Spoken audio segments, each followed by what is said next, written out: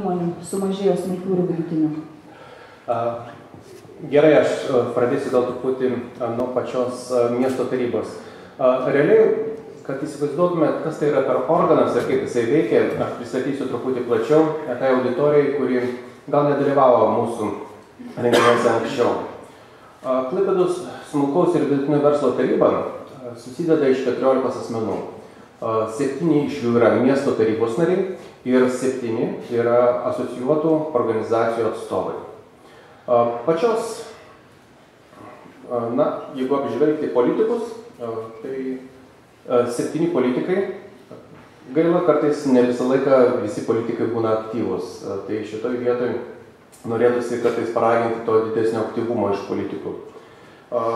Politikai praktiškai pačiam dialogė ir pačia SVV taryboje vaidina pakankamai svarbu vaidmenį, kadangi mes dažnai įsivaizduojam, kad taryba turi suformuoti tam tikrus dokumentus, įstatymus paruošti, pasiūlymus ir tie pasiūlymai turi iškeliauti į miesto tarybą, o miesto taryboje jie turi būti priimami.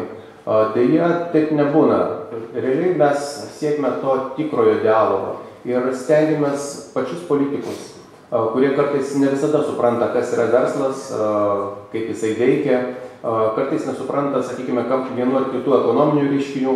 Tai pačiame dialoge mes stengiamės įtikinti politikus, kam reikalingas vienas ar kitas procesas, reiškinys, įstatymas, tvarka ir per tokį dialogą, per diskusiją pasiekti vieno ar kito rezultato, kuris duoda gerinant smulkaus ir vidutinio verslo aplinką. Susitikimai smulkaus ir vidutinio verslo tarybos vyksta vieną kartą mėnesyje. Jeigu kartais yra verslininkų ir turi vieną ar kitą problemą, jie visą laiką gali ją pateikti į miesto smulkaus ir vidutinio verslo tarybą, kurioje ta problema būtų nagrinėjama. Svarbiausia yra tai, kad ta problema liestų ne tik vieną asmenį, kad tai liestų grupę verslininkų. Kaip ir minėjau, smulkioje ir vidutinėje verslo taryboje, apart politikų, yra asocijuotos organizacijos. Ir jeigu paminėti jas, tai yra Lietuvos smulkiųjų verslininkų ir prekybininkų asociacija, Klaipėdos verslininkų senamiesčio sąjunga, Klaipėdos asociacija Mano miestas Klaipėda, Klaipėdos gidų gildija, Klaipėdos pramonės ir amatų rūmai ir Klaipėdos apskrities verslininkų asociacija. Politikai dažnai, sakykime, pačios asociacijos veikla yra tai neformuoti naujas kažkokias tvarkas. Pagrindinis dalykas, ką mes darome SVV taryboje, tai teikiame pasiūlymus įvairiems miesto sprendimams tobulinti. Tobulinti, kad jie būtų patrauklus ir garantuotų kuo geresnę smulkaus ir vidutinio verslo aplinką. Ir, kaip ir minėjau, tarybos veikla vyksta 2 etapais. Vienas etapų yra tai, kad mes susiformuojame, išsikeliame vienus ar kitus klausimus, kuriuos nagrinėjame metų eigoje. Visi kiti klausimai tai yra tie, kas yra priimama miesto taryboje ir mes peržvelgiam vienus ar kitus sprendimus, kai jie dar yra projektiniam lygy ir teikiame vieną ar kitą pasiūlymą, kaip reikėtų jį tobulinti. O kartais mes siūlome net iš vis vieną ar kitą sprendimą nepriimti. Ką galėčiau paminėti, tai kad kartais atrodo mūsų diskusijos pakankamai aštrios ir gal net nepanašios į dialogą. Bet manau, gal tas yra tik tai dėl to, kad mes ne visi turime tam tikrą patyrimą dirbti tokiose struktūrose ir, aišku, mes mokomės. Nuolatos mes tobulėjam ir manau, kad sekančiais metais mūsų dialogas bus žymiai efektyvesnis. Šiais metais mes, aišku, svarstėme nemažai klausimų. Svarstėme, kaip bus remiamas smulkusis ir vidutinis verslas. Analizavom, kokios yra galimybės bendradarbiauti tarp mokslo ir verslo. Analizavom ir dalyvavom formuojant Klaipėdos miesto mokesčių politiką. pati SVV taryba, ji ne tiek, sakykime, davė netgi net tuos teigiamus, vaidina ne tik teigiamą vaidmenį dalyvaujant pačioje SVV tarybos veikloje. Taip pat mes įsitraukėme ir buvom kviečiami į miesto administraciją, kada buvo kalbama apie mokestinę aplinką. Mes svarstėme ir teikėme siūlymus, ką reikėtų keisti, kaip turi atrodyti mūsų verslo liudijimai, kodėl turėtų būti vienos ar kitos kainos. Tai šičia tas mūsų darbas nesibaigė vien tik tai SVV tarybos rėmuose. Taip pat mes dalyvavome ir sprendžiant kitus klausimus, tokius kaip miesto strategijos formavimas, verslininkai, asocijuotos organizacijos. Manau, kad šiais metais labai aktyviai įsijungė, formuojant ateities miesto strategiją ir teikia tuos pasiūlymus, kurie yra tikrai naudingi smulkiam ir vidutiniam verslui.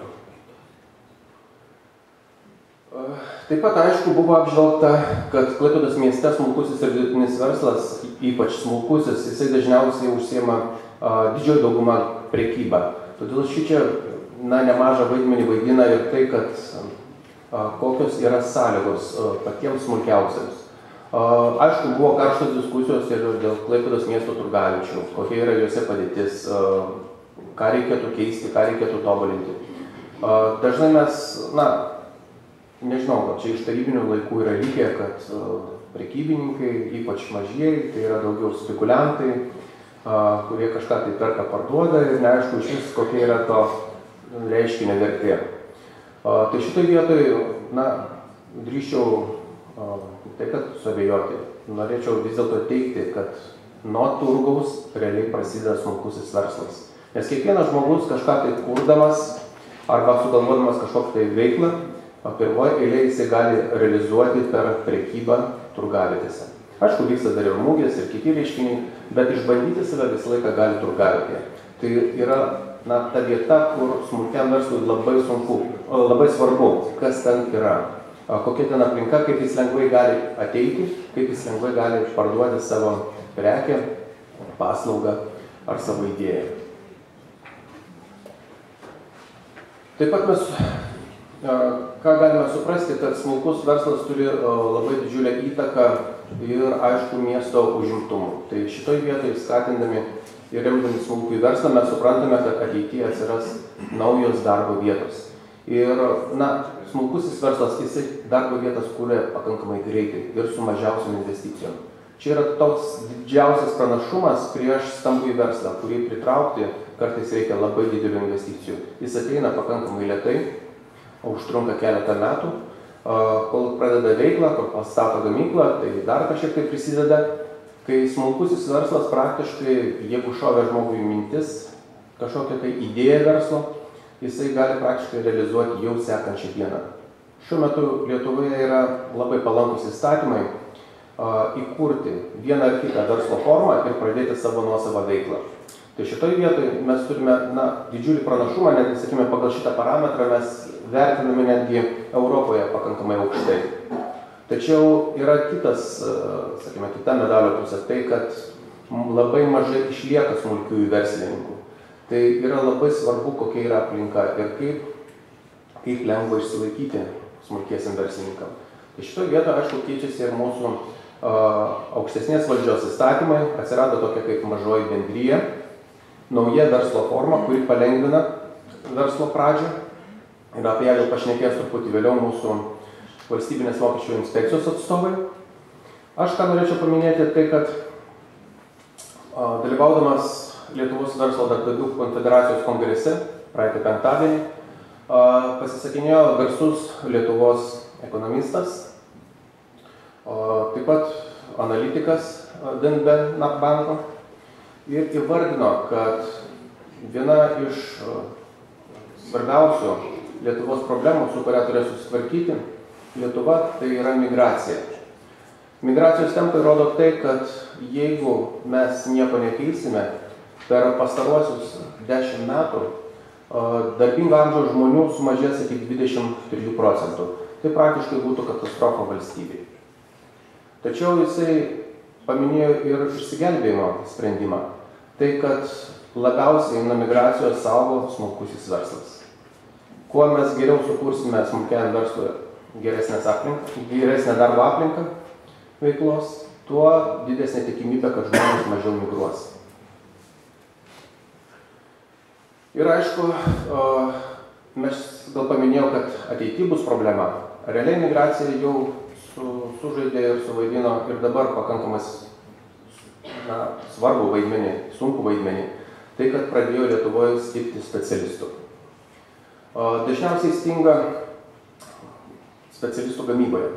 Gamyboje ten, kur gaminama pati didžiausia pridėtinė vertė. Taip pat dėl migracijos kiekio sumažėjus gyventojų išgyvena pakankamai sunkiai ir Lietuvos prekybininkai. Praktiškai sumažėjus gyventojams perkamoji galia bendrai paėmus visų gyventojų labai stipriai krito. Todėl sunkmečių, netgi dabar, kur įmonės yra stipriai susitraukusios, dėl migracijos jos patiria dar papildomai nuostolių, kadangi negauna papildomai pajamų. Ir aišku, kenčia nuo to ir miesto biudžetas. Praktiškai dėl didelės migracijos mes nebegalime realizuoti visų mūsų sumanimų ir savivalda yra priversta skolintis. Tai šičia migracija vaidina pakankamai didelį vaidmenį. Šnekant vien tik apie blogybės, yra ir sprendimo variantai. Realiai pats geriausias sprendimas yra tai, kad nuo migracijos gali gelbėti tik tai smulkusis ir vidutinis verslas, kuris užsiema gamybą ar paslaugomis, kurios yra orientuotos į eksportą.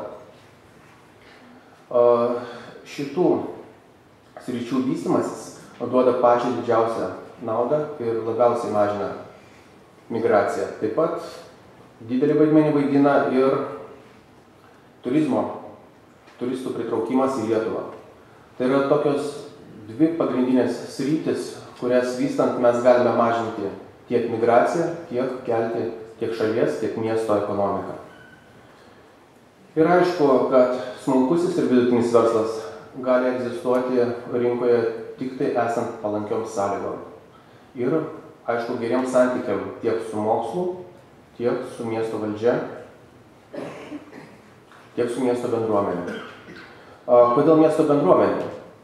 Realiai mes dažnai įsivaizduojam, gal sakime, likę tie tarybiniai mūsų įsitikinimai, kad, kartais netgi verslininkai, kai kurie tai pasako, kad aš čia susitariau su valdžia ir aš galiu vystyti savo verslą ir man nesvarbu, ką ten sako gyventojai ir jie ten patenkinti ar nepatenkinti, aš susitariau, aš turiu leidimus, aš dirbu legaliai.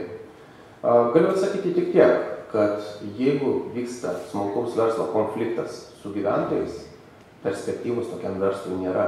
Nes anksčiau ar vėliau vis tiek atsisuks lazda kitų galų ir ilgai toksai verslas nesitęs. Todėl aš visą laiką netgi siūlyčiau vadovautis vakarų Europos pavyzdžiais, kur verslas, norėdamas pradėti vystyti savo veiklą, ateidamas į vieną ar kitą bendruomenę, jisai pirmą atsiklausia ne miesto valdžios, o miesto tam tikrosios gyvenamosios bendruomenės leidimo. Ir bendruomeniai nepritarus, praktiškai miestas kokius leidimus beturėtų, savo veiklos jis vystyti negalės. Aišku, tas bendruomenės palaikymas, jis yra, netgi sakyčiau, žymiai svarbesnis nei, sakykime, vienas ar kitas leidimas.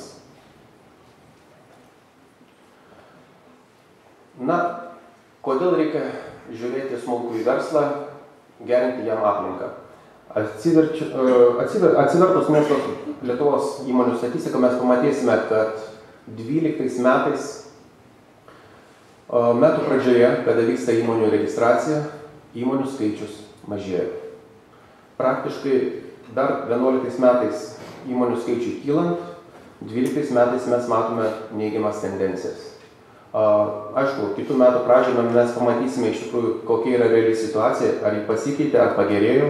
Matysime tiek mūsų valdžios aukštesnės, tiek miesto sprendimus, kiek jie turėjo įtakos į tą smulkaus ir vidutinio verslo aplinką.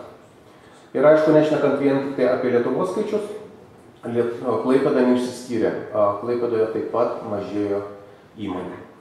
Ir aišku, kadangi pačių smulkiausių įmonių, tai yra, kur dirba nuo 0 iki 4 darbuotojų, skaičius mažėjimo yra vienas iš didžiausių.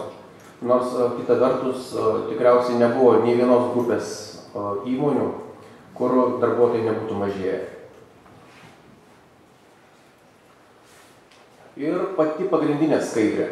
Iš tikrųjų, kartais mes galvojame, kodėl reikia remti ar neremti smulkųjį verslą. Mes matome statistiką už 5 metus. Ir paskutiniai skaičiai yra 10 metų, ne 11 ir ne 12. Deja yra taip, kadangi statistikos departamentas Liepos mėnesį geba pateikti tik už 10 metus rezultatą.